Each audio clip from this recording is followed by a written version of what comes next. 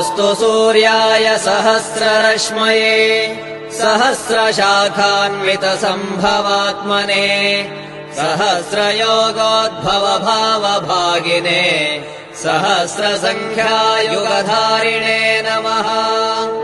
यन्मण्डलम् दीप्तिकरम् विशालम् रत्नप्रभम् तीव्रमनादिरूपम् दारिद्र्यदुःखक्षयकारणम् च पुनातु माम् तत्सवितुर्वरेण्यम्। यन्मण्डलम् देवगणैः सुपूजितम् विप्रैः स्तुतम् भावनमुक्तिकोविदम् तम् देवदेवम् प्रणमामि सूर्यम् पुनातु माम् तत्सवितुर्वरेण्यम्। यन्मण्डलम् ज्ञानघनम् त्वगम्यम् त्रैलोक्यपूज्यम् त्रिगुणात्मरूपम् समस्ततेजोमय दिव्यरूपम् पुनातु माम् तत्सवितुर्वरेण्यम्। यन्मण्डलम् गूढमतिप्रबोधम् धर्मस्य वृद्धिम् कुरुते जनानाम् यत्सर्वपापक्षयकारणम् च पुनातु माम् तत्सवितुर्वरेण्यम्। यन्मण्डलम् व्याधिविनाशरक्षम् यदृग्यजुःसामसु सम्प्रगीतम् प्रकाशितम् येन च भूर्भुवः स्वः पुनातु माम् तत्सवितुर्वरेण्यम्।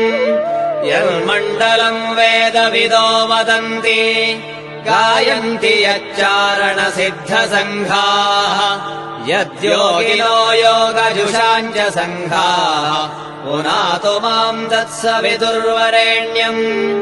यन्मण्डलम् सर्वजनैश्च पूजितम् ज्योतिश्च कुर्यादिह मर्त्यलोके यत्कालकालाद्यमनादिरूपम् पुनातु माम् तत्सवितुर्वरेण्यम्। यन्मण्डलम् विष्णुचतुर्मुखाख्यम् यदक्षरम् पापहरम् जनानाम् यत्कालकल्पक्षयकारणम् च पुनातु माम् तत्सवितुर्वरेण्यम्। यन्मण्डलम् विश्वसृजम् प्रसिद्धम् उत्पत्तिदक्षप्रलयप्रगल्भम् यस्मिन् जगत्संहरतेऽखिलम् च पुनातु माम् तत्सवितुर्वरेण्यम्।